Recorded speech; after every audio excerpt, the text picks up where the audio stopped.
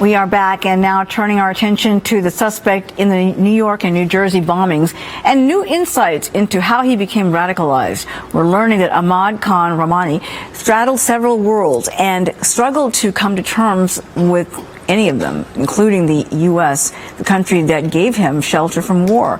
Those who know the alleged bomber tell investigators he took a long trip to Pakistan and Afghanistan a few years ago, and when he returned, he was never the same. Let's bring in Dr. Zuhdi Jasser, the president of the American Islamic Forum for Democracy and a former U.S. Navy lieutenant commander. Welcome, sir. Good to have you on the program.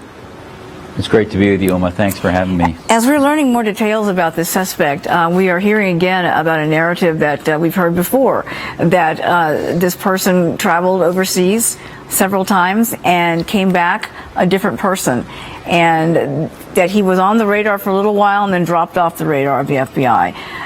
A lot of frustrated people out there about how this can happen. Can you bring us some sense of why this is happening more often like this?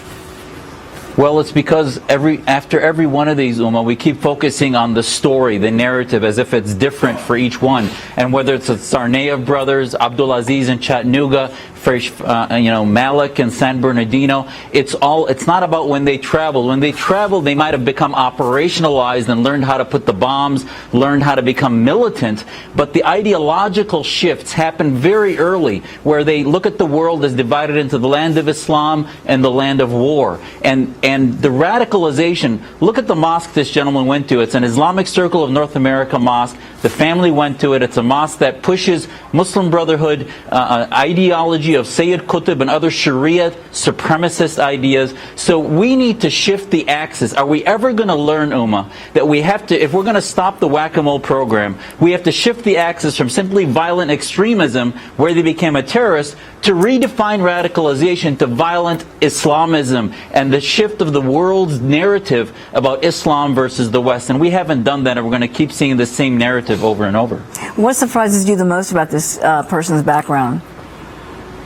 Well, what surprises me is that we missed so many signs. We missed his domestic violence, the same things. He was a security officer.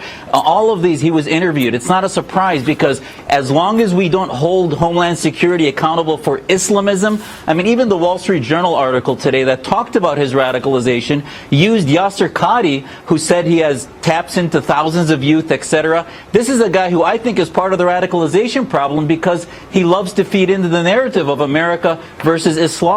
And we need to work with reformist Muslims. That's what's been missing in the narrative, is Muslims that are patriotic Americans, that reject the Muslim army, reject all jihad. And until we start to say it's a war against jihad rather than violence, we're not going to fix the problem. And defining the enemy, of course. Dr. Jasser, it's good to have you on the program. Due to the breaking news that we've been having this afternoon, we've had to, running out of time, but I do appreciate you joining us, and keep us posted.